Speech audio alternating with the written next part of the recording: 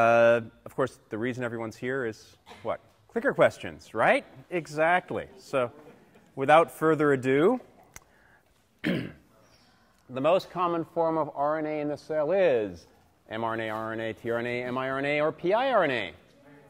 Finally. Easy one. This better not be a trick.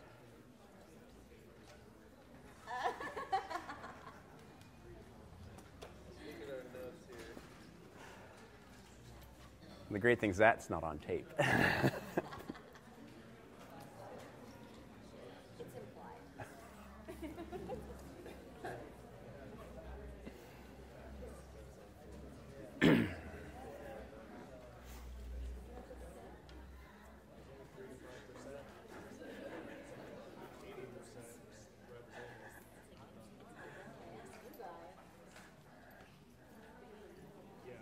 Although last time we listened to it when they said 5 prime, and I thought 3 prime.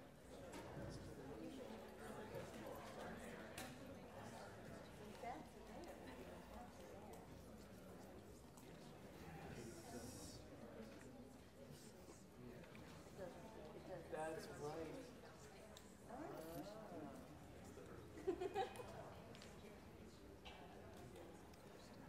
10,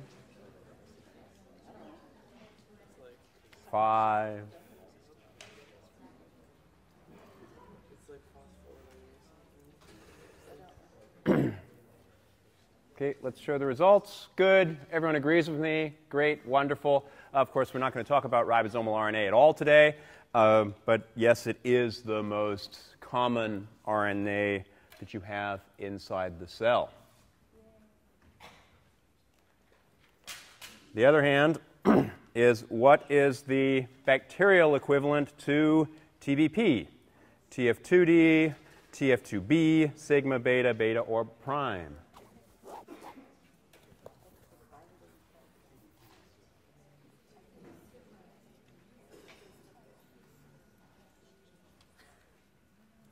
TBP is TATA box binding protein. So it's got to be sigma.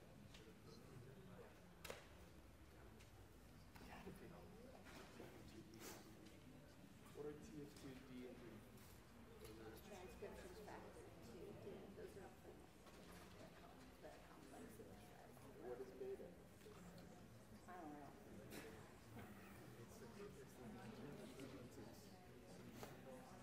PNCA, I don't know if it actually is. I think you're talking about, wasn't there like a beta prime and a beta regular, and I'm not talking about the class. Sub. Of what?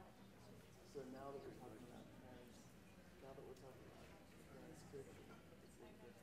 Now we're using beta again. 20.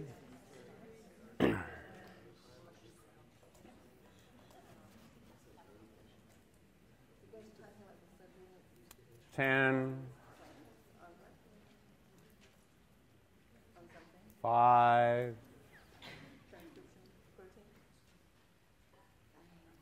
Made a nice round 100. So, I think I heard muttering here in the front row. TBP is part of what? If that were the question. The answer would be TF2D. So TBP is part of the TF2D complex, which is a whole bunch of proteins.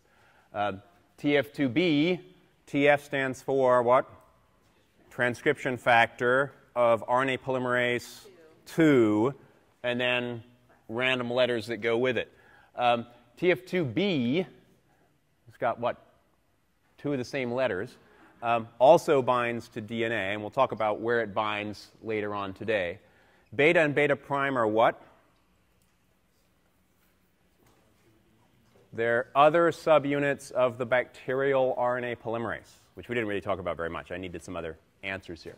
So, of course, sigma is the correct answer, which, again, most of you got, which is wonderful. Either I'm saying something correctly or you already knew it all already. So just a quick review, because I think this is really quite important, is to go over the rest of these TFs, or at least all the rest of the TF2s. There are TF3s and TF1s, yes. we're not really going to talk about most of those. But frightfully important and interesting, but unfortunately beyond the scope of this course. So TBP, of course, is part of the TF2D complex, binds to DNA. And so that DNA binding here is the very first step that happens in the recognition of the promoter, which, of course, is absolutely critical for knowing where to start. And this RNA polymerases can start anywhere. So it's very important that you know where to start. So it's that TBP, which is probably the most really critical of all of these. But what's interesting about TBP, because it binds to TATA boxes, right? So TATA box 5' to 3' is what? TATA. But if you look at the other strand, what's the sequence there? 5' to 3'. TATA from 5' to 3'. So just looking at the TATA box, does this tell you what direction you should be transcribing in? No, it doesn't. Because your TBP could be binding one way around, it could be binding the other way around. So you don't actually know which direction you're supposed to be transcribing. That's where TF2B comes in. And it binds to the BRE that we'll take a quick glance at in just a second. It's upstream of the TATA box. And remember, upstream is relative to where you start transcription from happening. So upstream of the TATA box is the BRE. And now you have a directionality, because you've got BRE upstream of TATA. Now all the rest of this is saying, OK, this is the right place to go. We're going to want to go in this direction. And then we have binding of all of these other factors. E and F are basically bringing in the polymerase. And most important of these is TF2H. TF2H is actually way too small in this diagram. It's actually almost as big as the RNA polymerase itself. Has multiple different subunits. These are different polypeptides, many of which have enzymatic activity. And the two important enzymatic activities, as far as we're concerned, are helicase and kinase. Helicases do what? Pull the two strands apart. That's what you need to do to start your transcription, because you're making RNA on a DNA template. And then the kinase is putting phosphates on this C-terminal domain, a tail that hangs off of the RNA polymerase, in fact, the largest subunit thereof. You had a question? You said, I couldn't remember, BRE was a sequence on the DNA? Or a protein? Right, so BRE is a sequence on the DNA. This is the question. It's not a protein, and we'll look at it in 2 slides in just a second. Yeah? Is it possible to hit the lights, the house lights, just a little bit? Try and get them a little bit. This room is crazy house lights-wise, so I will try. I make no guarantee. Well, actually, while I'm doing that, we'll move to the next slide and just sort of talk through this really quickly. So this is basically just a review of what I've talked about already. All of the different general transcription factors and how they're working. Okay, that may end up being too bright, but we'll see. So again, TF2D recognizes the TATA box as the TBP subunit, but there are lots of other subunits that are associated with it. These are the, again, incredibly creatively named TATA box associated factors, TATA box binding protein associated factors, so TBP associated factors, so the TAFs. Lots of TAFs, say approximately 11. Seems to vary, in fact, from promoter to promoter, from organism to organism, exactly how many of these you have. TF2B is just one protein. Again, it recognizes the BRE. And getting back to your question about what is the BRE a protein versus a DNA sequence? Usually, if you have E at the end of one of these alphabet soup abbreviations, that's going to be element. And usually, that's going to be a DNA sequence. So BRE, we'll talk about GREs later. We'll talk about lots of other elements. And those are almost always going to be sequences in DNA, which these proteins and usually the factors will then bind to. So if you see F, it's almost always going to be a protein. You see E, it's almost always going to be a nucleotide sequence. So these are all TFs, all different proteins, but a number of them actually have multiple subunits. And in fact, a good friend of mine in graduate school cloned the gene for one of these subunits. And a lot of these TAFs were discovered again in the late dark ages when I was in graduate school. But gives you an idea how recent a lot of these things really are. So this is getting to that BRE question. The BRE is a DNA sequence here located just upstream of the TATA box. TATA box is basically really symmetrical. Again, it could be either way around, so you need some other sequence to tell the RNA polymerase complex what direction it needs to be starting in. Turns out at eukaryotic promoters, this is confusing and hard to sort of tie down.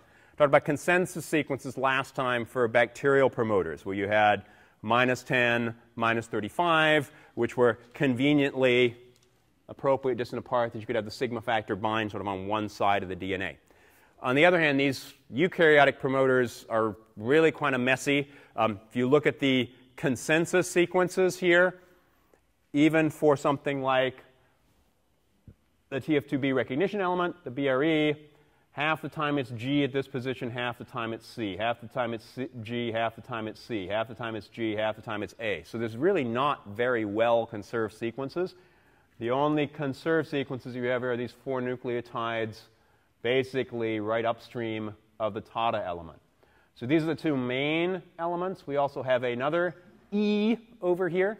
So that's a downstream promoter element.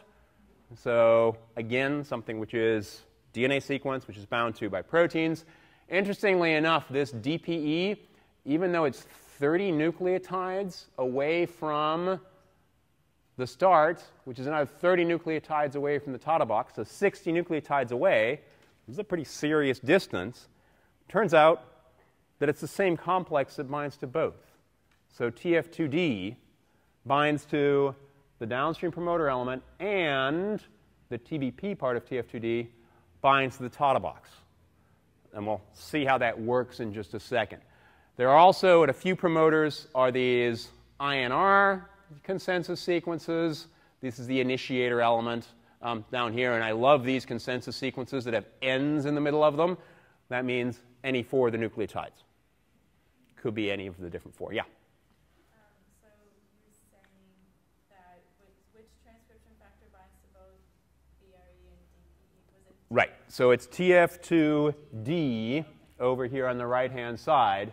And this, I don't like this table very much, but again, it's from your textbook, because TBP is part of TF2D. So all 3 of these guys down at the bottom here are all the same complex that's binding to the DNA. So how does this work? How can you have one complex that binds to all these things? Well, one reason is that a whole bunch of proteins, we just said, up to 11, sometimes in some cases even more than that, of the TAFs that are associated with TBP. But more importantly is what TBP does to the DNA when it binds. It makes this huge kink in the DNA when it binds. And basically what that does is it now brings sequences that were otherwise a long way apart relative to each other much closer. Now, admittedly, it doesn't help that much as far as the downstream promoter element because, you know, this is the TBP is where you're making the kink. But this is basically showing that you get these big kink structures, so you're a big change in the structure of the DNA when you're assembling the complex. And that whenever we draw these nice, pretty pictures of a straight line and then the proteins binding to it, it's not the way that it really looks like inside the cell. It's actually kind of interesting that the original publication of this particular structure, so the TBP structure, which again happened when I was in graduate school, was on the cover of Nature without the DNA here in the bottom, because they'd done the crystal structure without the DNA. And it had this beautiful double helix coming straight down the middle here. Completely wrong in terms of the structure. But it's what made it on the cover of Nature. So I'll try and bring that in. We'll take a look at it next time. So, but yeah, this bending here, another thing that you'll notice, well, maybe you won't notice, but a lot of the binding here is actually in the minor groove of DNA. And that minor groove of DNA has a bunch of whats? in it? ATs. What do we already know about AT sequences? They're easier to bend. How do we know that? From what? From nucleosomes. So nucleosomes also like to wrap these AT-rich sequences. So again, it's not terribly surprising that evolution is selected for these things. So that's TBP binding, and basically what TBP binding together with the rest of the TF2D complex is, a lot of people talk about this as a platform or a landing pad for everything else which needs to get to the promoter. So we already talked about the other general transcription factors, TF2B, TF2E, TF2F, the RNA polymerase, TF2H, but that's only part of what's there. And this is probably actually a better cartoon of what's going on at a eukaryotic promoter, but this is even probably an oversimplification as well. So there's a whole bunch of proteins associated with the DNA at any given promoter. What we haven't talked about before is this mediator complex, 20 or 30 different proteins that don't bind to DNA at all, but they interact with DNA binding proteins. They could either be interacting with TF2D, which is this green oval down here. That's in fact how they're first found, this mediator complex. And then a lot of interactions with these proteins we'll talk about a bunch more later, which are sequence-specific DNA binding proteins that stimulate transcription, but also interact with all these things that you need to deal with: chromatin remodeling complexes, cystone acetylases. So you've got at least 100 different proteins that you need at any given promoter in order to get transcription to take place. Yeah, Travis? At this point, is the C-terminus domain no longer phosphorylated? So the question is at this point the C-terminal domain no longer phosphorylated? So the answer here is, in this cartoon, no, it's not phosphorylated, but some of the proteins in the mediator complex bind to unphosphorylated C-terminal domain, but some of them bind to phosphorylated C-terminal domain. So it's going to be some of both probably there. The other thing is, just as maybe kind of an aside now, but we'll talk more about it as we move along through RNA processing today, is this C-terminal domain is always sort of shown as this kind of floppy tail. Turns out that the C-terminal domain is actually a really long stretch of amino acids, and we don't know what the structure looks like because it seems to actually be really floppy. And probably if you look at the structure of the polymerase versus this tail, the tail is at least 4 to 5 times as long as the rest of the polymerase complex itself. So again, we don't really have a very good idea what that tail looks like. We know that, again, parts of the mediator complex associate with it, which is what's supposed to be shown in this slide. But there's lots of things that the tail seems to associate with. So I mentioned before pCNA, in terms of replication, interacts with all these other different kinds of proteins. It's kind of like the tool belt of replication. Well, the tool belt of transcription is the C-terminal domain of RNA polymerase II. Because as we'll see, it binds to a whole bunch of really important things that you need for getting appropriate messenger RNA production. Need a quick aside here, why I have been beating on this whole supercoiling business. Whenever you pull apart 2 strands, what are you doing? Okay, so we got twist and writhe, right? So you pull apart strands, what are you doing? You're untwisting it. If you're untwisting it and the ends are fixed, which is basically what they are in eukaryotic chromosomes, even though they're linear, they're bound to all kinds of stuff, which we've talked about before. So basically, you pull those 2 strands apart, what happens? You generate writhe. And that generation of writhe, if you're pulling 2 strands apart, you're going to be making negative supercoiling, right? So how do you compensate for that? You make positive writhe. Negative twist, positive writhe. Positive writhe is, as it turns out, extremely useful if you're trying to transcribe down nucleosome-bound templates. because nucleosomes don't bind very well to positively writhed DNA.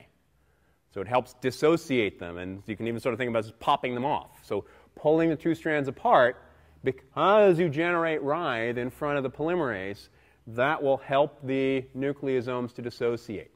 And so it makes it a lot easier to transcribe through these templates. On the other hand, if you make too many of these positive writhes, then you block the progression of the polymerase, just like you block the progression of replication if you're talking about replication forks. So you need topoisomerases, topoisomerase 2 in particular, in terms of getting rid of these writhes. You certainly can use a topoisomerase 1, but a topo 2 is much better, again, in getting rid of writhes. And I just wanted to mention again, I think we've talked about this already, DNA gyrase in bacteria is the classic topoisomerase 2. Turns out the DNA gyrase is very specific to bacteria. You don't have a protein that has a similar structure in any eukaryotes. It's very important for making negative supercoils in bacteria. Negative supercoiling in bacteria also helps in terms of untwisting your DNA, because your negative supercoils can also be transferred into this two DNA strands coming apart. And because DNA gyrase is specific to bacteria, it's a really great target for antibacterial drugs. So a number of antibiotics actually are targeted to DNA gyrase.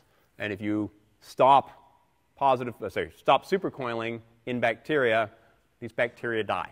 And it's very specific to bacteria. Yeah? I just want to make sure that I understand the directionality. So when it gets split up, when it's being split apart, it's generating negative, right?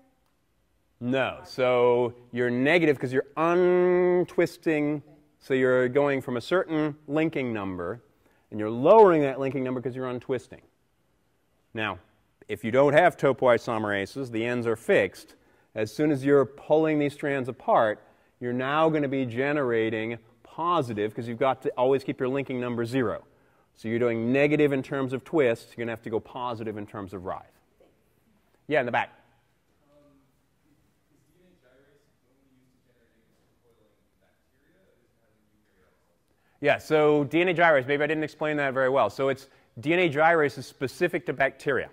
There are topoisomerase 2s in eukaryotes that are generating negative supercoiling, but gyrase is very specific to bacteria.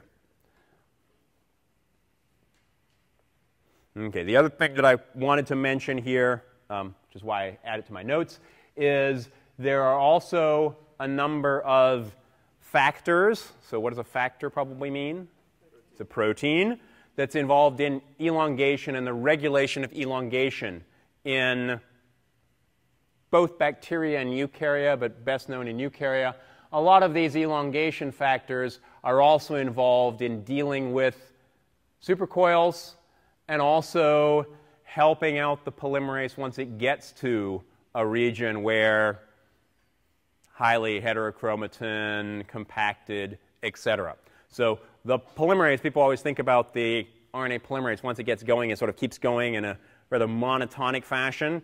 Turns out it skips and stops. So start, stop, start, stop. And so it's a really non-continuous process. And then these elongation factors help out a lot with that particular process. So I wanted to talk a little bit about my favorite organisms. Yeah, sorry.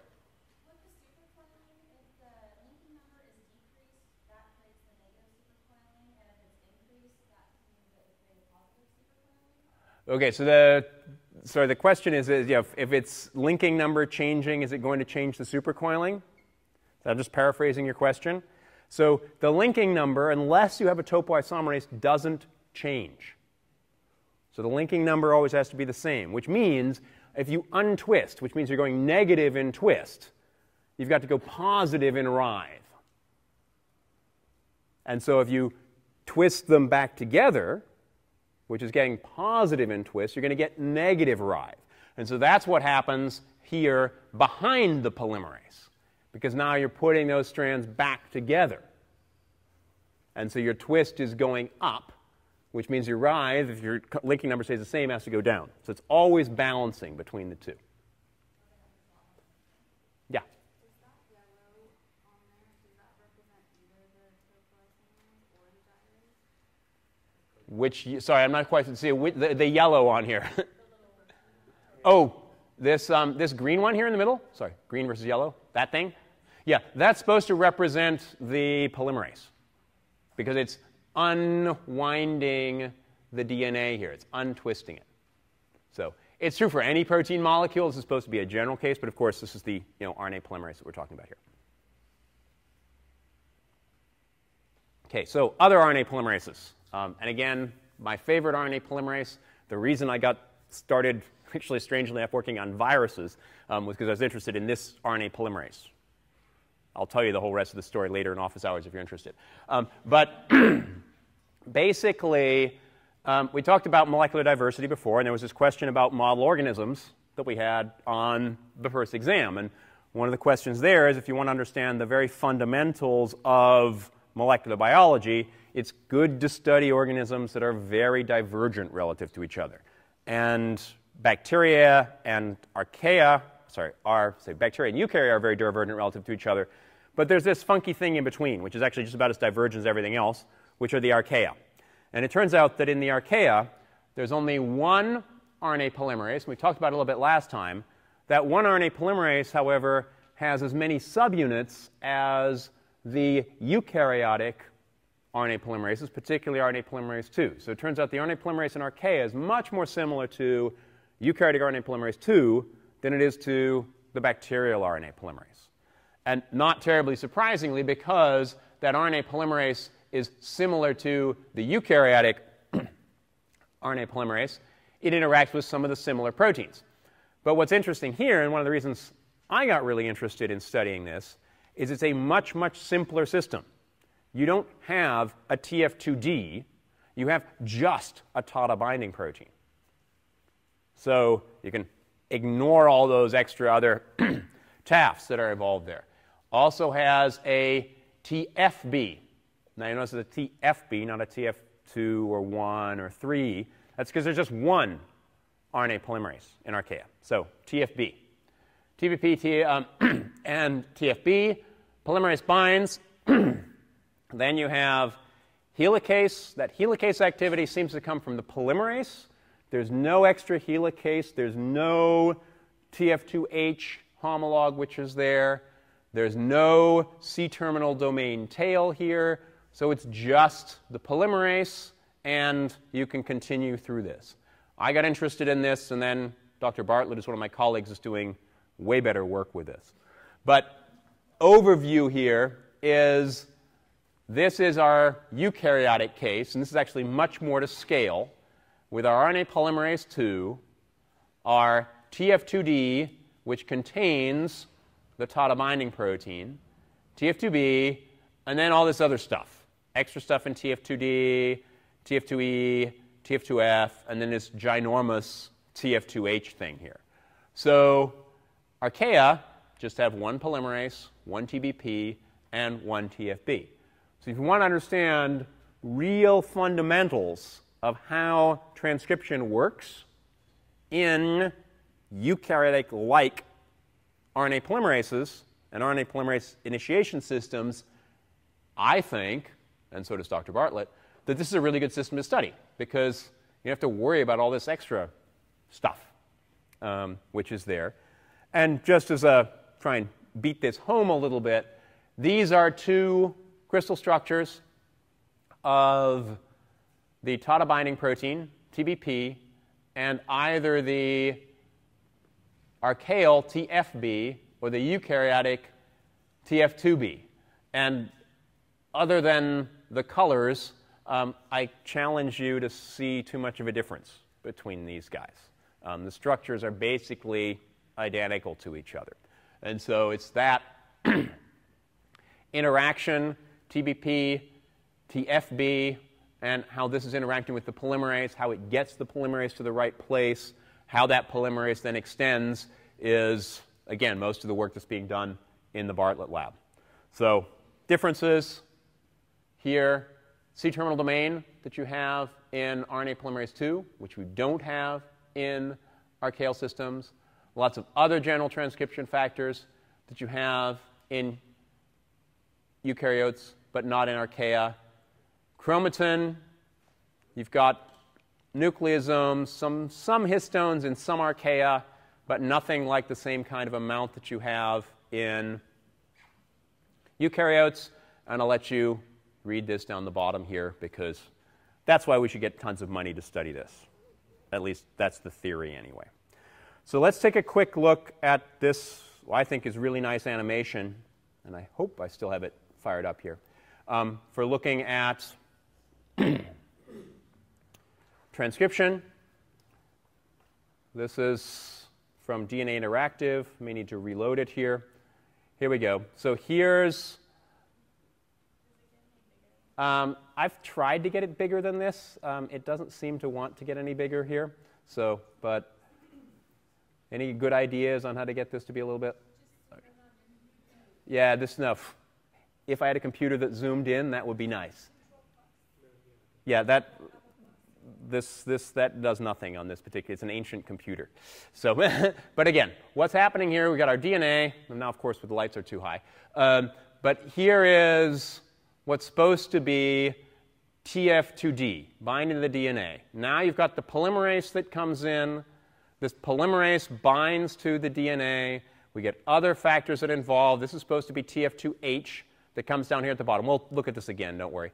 And then with that TF2H, you've got the whole complex here ready to go. And then you have one of these activation proteins that comes in and basically kicks the polymerase and lets it go. So here we've got the two strands of DNA pulled apart.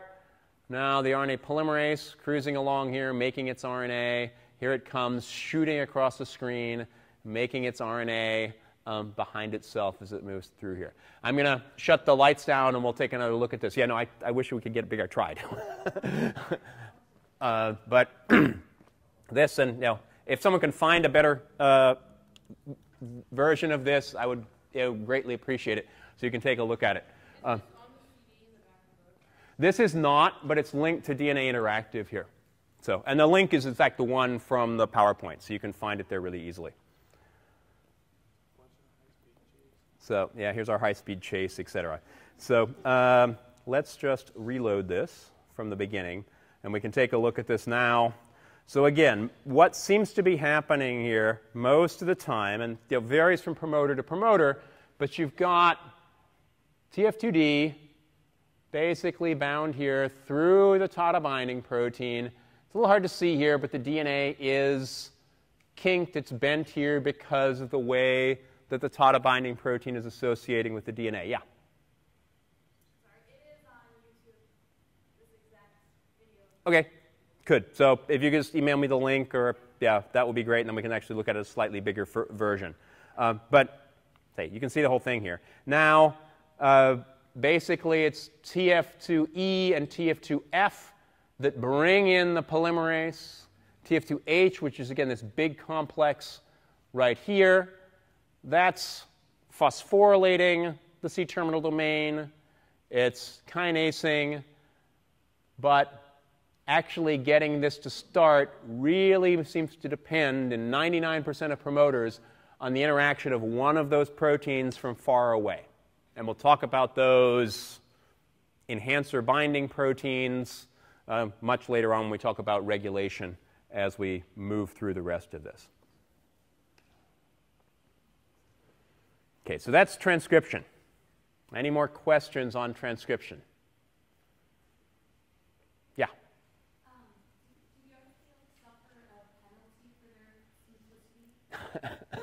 Do the Archaea suffer a penalty for their simplicity?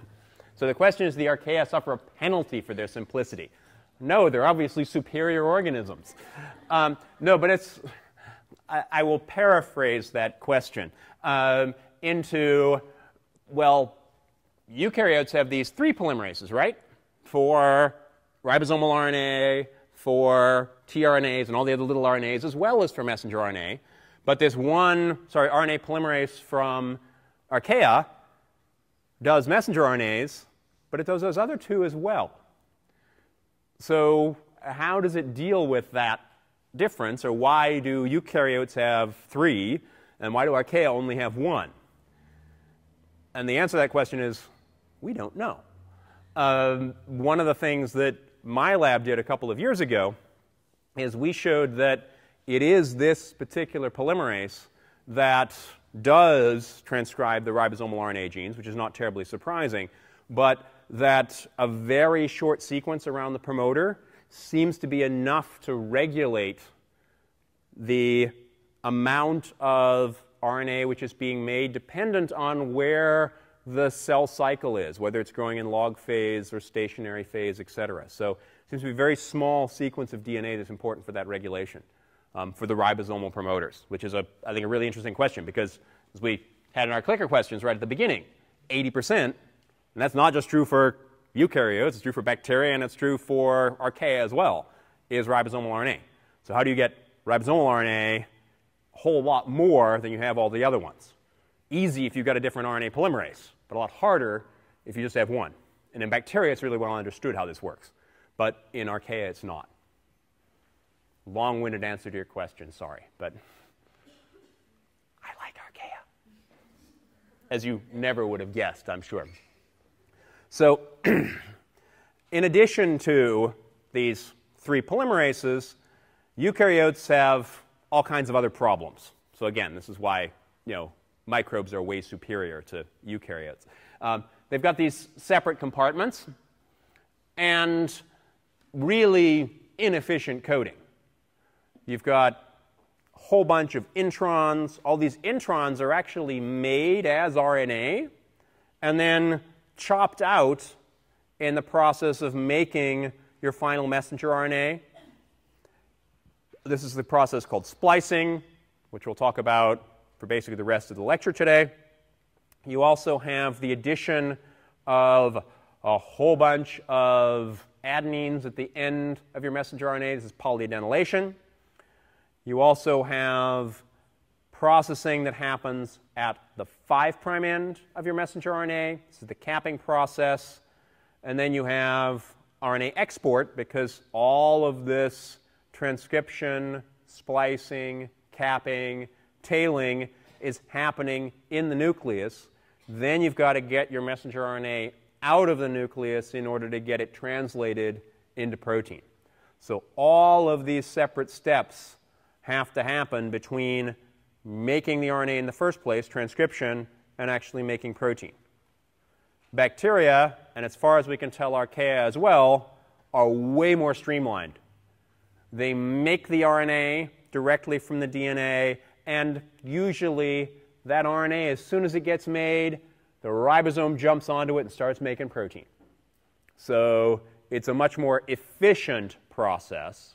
But as we'll see, particularly in terms of looking at splicing, it's a lot less flexible in terms of how it's functioning. So that's probably why these things are happening there. So let's look again at these in a little bit more detail.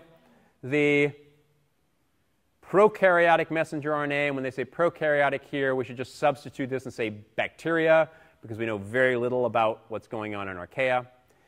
These guys make a regular transcript. It's the RNA polymerase, again, the sigma factors bound to the promoter, gets on, makes a transcript. In many cases in bacteria, this transcript encodes multiple completely different proteins in one transcript. And this is what's called polycistronic. And the cistron is basically a way of saying this is a protein coding sequence. It's old terminology when people are talking about DNA as the genetic code. So polycistronic, multiple different proteins. Monocistronic, which of course is the other flip side to that, it's what you have in most eukaryotic systems, is a single protein which is being made from a single RNA. And so that's really the big difference. One RNA, that one particular RNA is going to make multiple different proteins. In the case of the eukaryotes, you have one RNA. It could be spliced differently, but it's going to give that one RNA is going to give you one protein when it's getting translated. A couple of other differences. I mentioned the cap already. This is very different in the eukaryotic messenger RNAs. Most of the cap seems to be involved in getting export, getting this messenger RNA out of the nucleus, but it's also really important for translational initiation and probably also for protecting against all those nasty exonucleases that love to chew in at the ends of things. So that's your cap structure. We'll talk about how that's made in just a second.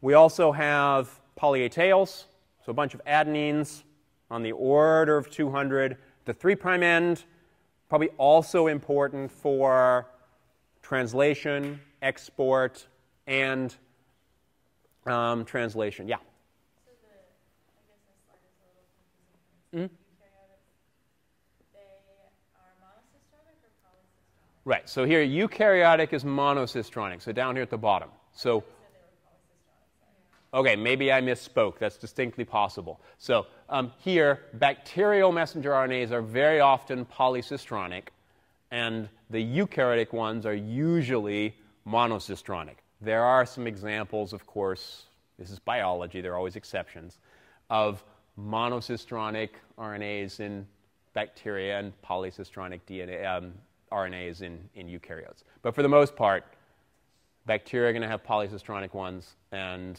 eukaryotes are monocistronic. Was there another question there? Was it the same question? Okay. Good. So we'll look at first what happens here at the 5' end. How do you make this cap structure? Well, caps are really fascinating structures, partly because they've got this really funky 5' phosphate connection. So this immediately gives you an idea how the ends are being protected.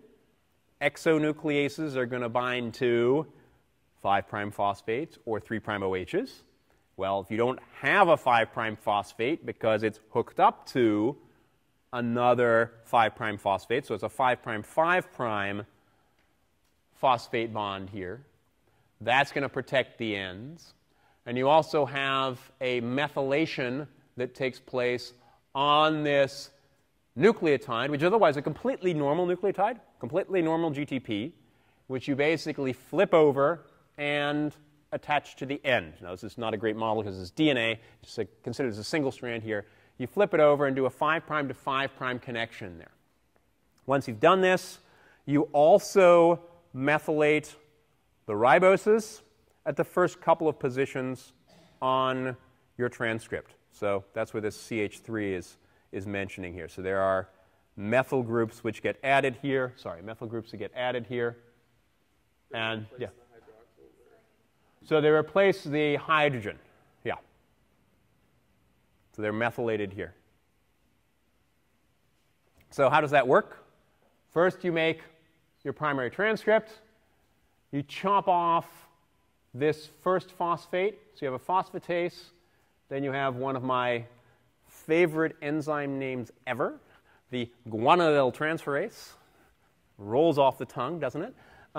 So it takes your diphosphate at the 5' end of your messenger RNA and puts a GTP onto it, and again through a 5' connection. And then you have multiple methyltransferases. They're going to methylate your base and the first 1 or 2 positions that you have here. And this is reminding me here that there are lots, or 3 basically, different flavors of caps that you can get. And it's all dependent on the number of methylations that you have on the riboses. So if you have a cap 2, that's 2 methylations. If you have a cap 1, it's 1 methylation. Cap 0 has 0 methylations that have taken place here on the riboses. The G is always methylated. You had a question, yeah? So for each cap, there's just one complex like this, one structure. It's not like a continuous pattern of these. There's just that suffices for the cap. Is that true? Yes. So I guess the question is here, do you have multiple caps on one messenger RNA? It's just this Yeah, one. it's just one, because there's only one 5' end. There's always going to be one 5' end. And so it's only that 5' end that gets modified. And so it's happening at the 5' end. One question you may ask is, where do you get all of these enzymes? The phosphatase, the guanylyl transferase, and the multiple methyltransferases. Well, they're on the tool belt. What's the tool belt? It's the C-terminal domain of RNA polymerase II. So while you're making your transcript, while that 5' end has been made in the middle of the RNA polymerase and is coming out, that little yellow tail you saw in the animation, that is going to be going past the C-terminal domain, which has these enzymes on it. So they come past, boom, they bind, they modify that end.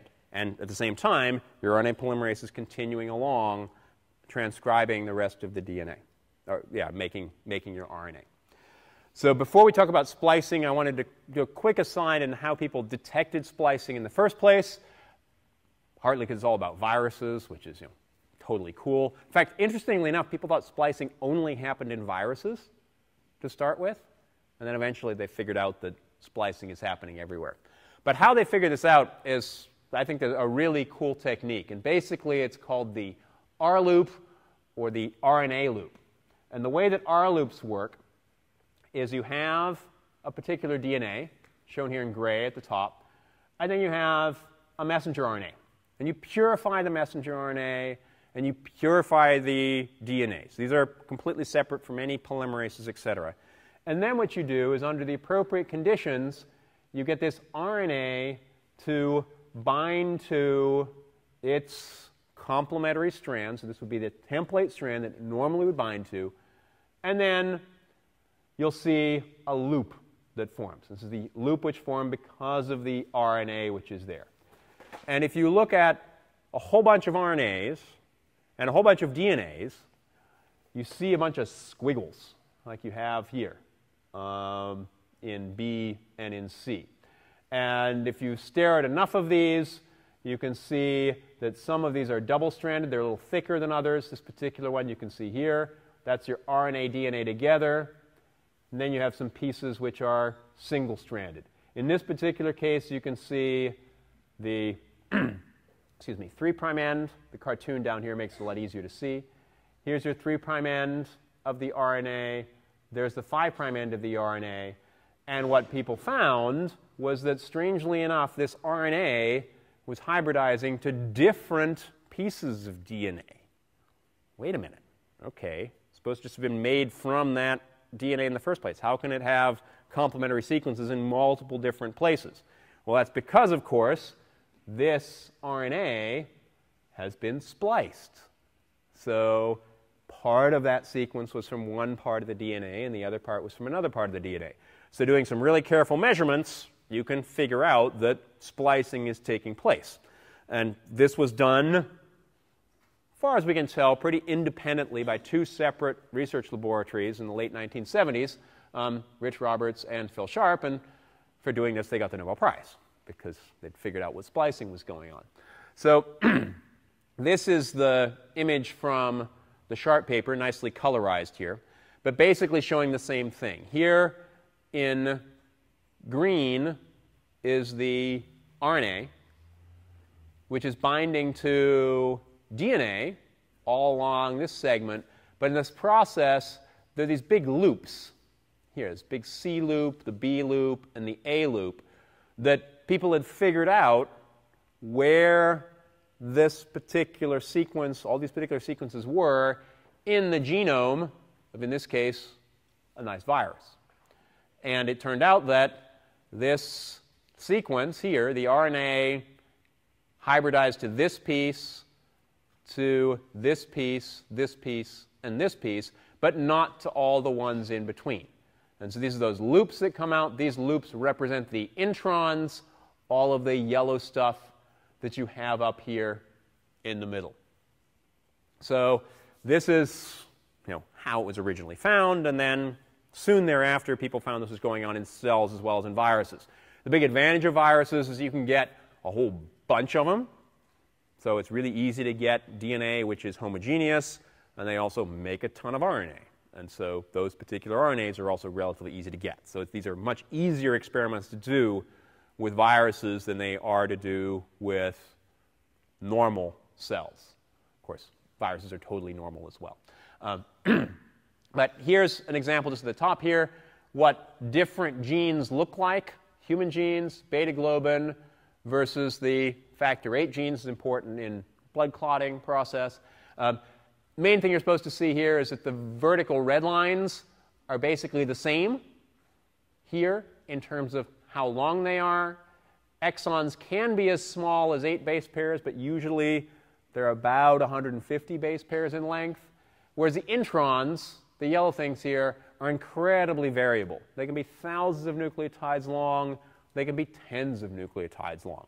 So there's this huge variability in the introns themselves. How do you do this? Or how does the cell do this? Well, turns out it needs a whole bunch of proteins, but also, much more importantly, are the RNAs. So it turns out that splicing is really an RNA-driven process. And this is the first of the processes we'll talk about that's really RNA-driven. The proteins are there, but all of the important activity here, enzymatic and specificity-wise, is due to the RNAs. They always push, well, anyway, the textbook anyway pushes that splicing in and of itself is isoenergetic because you're breaking phosphodiester bonds and you're forming phosphodiester bonds. So at least in theory, there's no big change in terms of the energies which you have there. However, this process needs huge amounts of ATP, and that process of ATP is probably important for specificity. So you actually get the right splicing taking place as opposed to the wrong splicing that's taking place. And most of that has to do with helicase activity. How do you get specificity in RNA? RNA-RNA interactions is because of base pairing. So those base pairs then, once they've base paired, it's great, but it turns out that, as we'll see in splicing, you have to form base pairs, break base pairs, form base pairs, break base pairs. And so it's that breaking the base pairs, the helicase activity, which you seem to require a lot of ATP for. So what is the process? Regular cellular splicing. You have now 2 exons here in light blue, and the intron again in yellow. In the intron is a very specific adenine. Why it's adenine, we don't really know, but it's probably because of the way it can actually bend around a little bit. But most importantly, this adenine has a 2' OH. This is why splicing doesn't work in DNA, because DNA doesn't have a 2' OH. This 2' OH then forms a phosphodiester bond with the 5' phosphate at the other end of the intron. Now you've got a 3' OH in the exon. This 3' OH in the exon can now go over and form a phosphodiester bond with the 5' phosphate at the other end of the intron. And what happens is you end up releasing this looped structure, also called a lariat, which has a 2' 5' hydroxyl phosphodiester bond here at this adenine, and then a free OH at the end, and you've formed your fused exons down here at the bottom. If you blow up what this junction looks like, it's right here. Here's that adenine, also called the branch point, where you now have the 5' phosphate hooking up to the 2' OH of this residue right here in the middle. So that's what happens. How does it happen? Well, as I told you before, it's all about the RNAs. And so this is another form of RNA that we talked about briefly when we talked about the different RNAs which are made, but this is where they're actually being used. So these are the small nuclear RNAs, snRNAs. There's U1, U2, skip a few, 4, 5, and 6. U3 we'll talk about later when we talk about ribosomal RNA processing. But U1, U2, U4, U5, and U6. U4, U5, and U6 usually are thought about all together because it turns out they interact with each other and are usually thought of as a complex, whereas U1 and U2 are really pretty separate and seem to have separate roles in the whole process, and these are the ones that really are starting out the whole splicing process. So let's take a look at these. We're not going to go to this link, but there's actually really quite a nice flash animation of this from North Dakota State down here at the bottom. So here, blowing up what these exon-intron junctions look like. Here's the consensus sequence at the end of the exon, the beginning of the intron. Here's the consensus sequence down at the end of the intron. And when I'm saying consensus, you see me making my little air quotes up here. It's because these consensus sequences are really kind of crap. They're not very good, particularly down here at the end of your intron. All these Ys, what do Ys stand for? Shakings of heads. So, two big flavors of nucleotides. Got our pyrimidines, and our purines. So the pyrimidines, those are the Ys, and the purines, are going to be your purines. So this could be what? So these are all going to be pyrimidines, either one of the two. What are the two do you have in RNAs? C and U, it's RNA, not T. So C's and U's. So, and then you've got one of these nice little N's here. It could be anything. So the consensus sequences here are pretty horrible. But you remember, consensus sequences are just made from lining up a whole bunch of sequences and then trying to see how frequently you have these particular nucleotides at these particular positions. And it turns out that it's really pretty flexible in terms of the whole process. And that makes predicting splicing really, really hard. It makes actually the doing of the splicing probably a little bit easier and more flexible and allows you a lot more, again, flexibility in terms of how these things work. There's also a quote-unquote consensus sequence here in the middle. We've got an R, which stands for a purine, exactly, next to a couple of pyrimidines, and then our friend the adenine, which is where you're getting that 2'-OH, which is forming. Let's look at the spliceosomal components. Spliceosome, it's another one of those ohms, which is what? Proteins and nucleic acid. Again, the molecular biologists love their zomes. So it's a spliceosome. It's all of these things are coming together. In the spliceosome, you have your small nuclear RNA. Uh-oh, what's that P?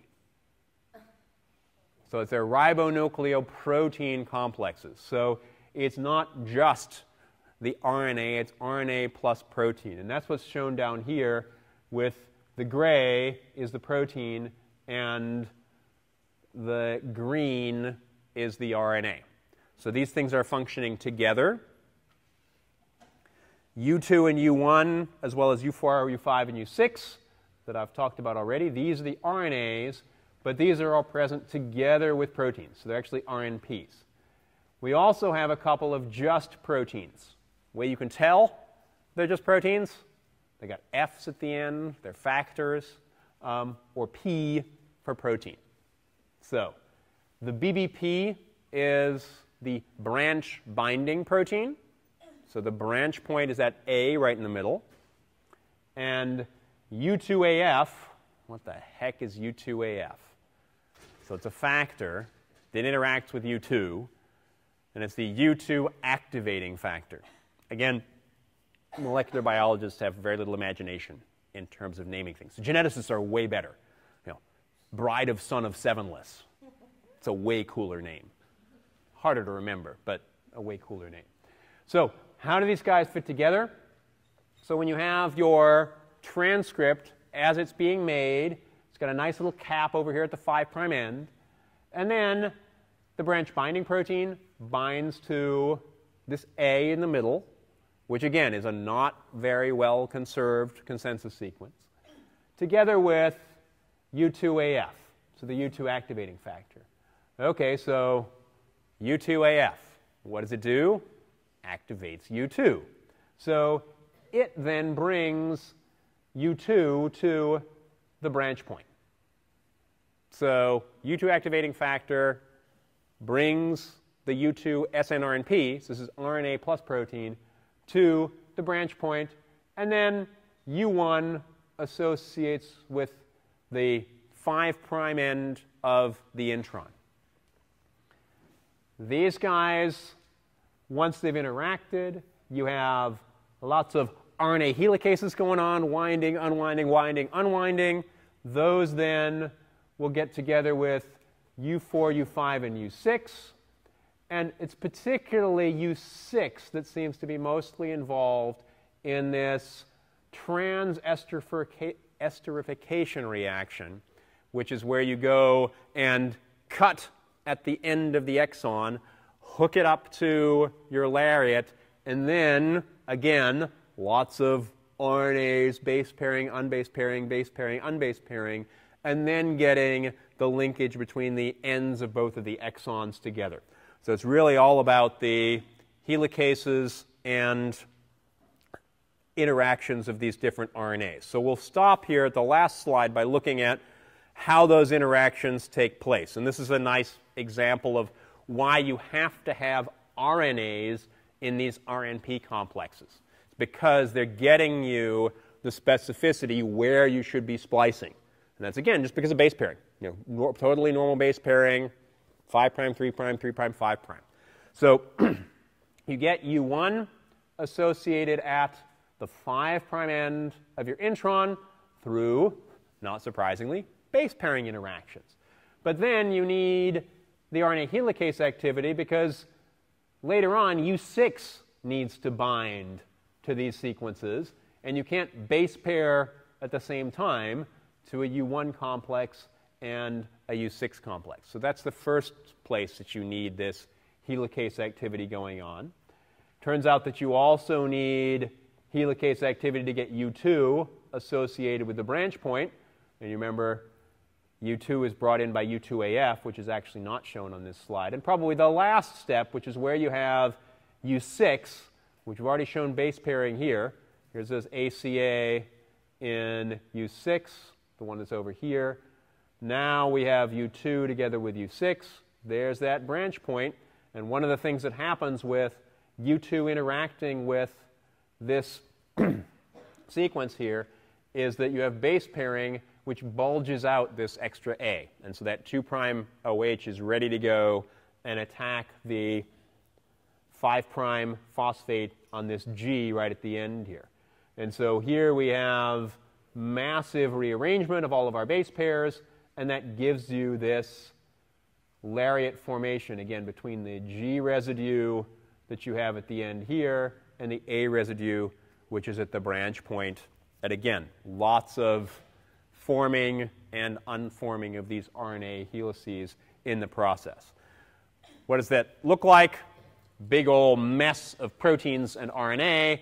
And just again, as an idea, lots and lots of stuff which is there. Yeah, before we finish. When you say rearrangement of Yeah. base pairing, what does that mean? Does that mean some forming and loosening from the other strand of DNA, or So it's all RNA. So what do I mean when I say forming and reforming of these base pairs? Well, let's go back and take a quick look at this. So here, base pairs between U1 and the exon. Let's just look at this, UGU right here. Those are forming base pairs, but that UGU needs to base pair with U6 later on. And so you've got to break these base pairs and form those base pairs. And that's just one of the steps. And if you go through, these have to form and break, these have to form or break down here. So they're RNA base pairing interactions that form with each other.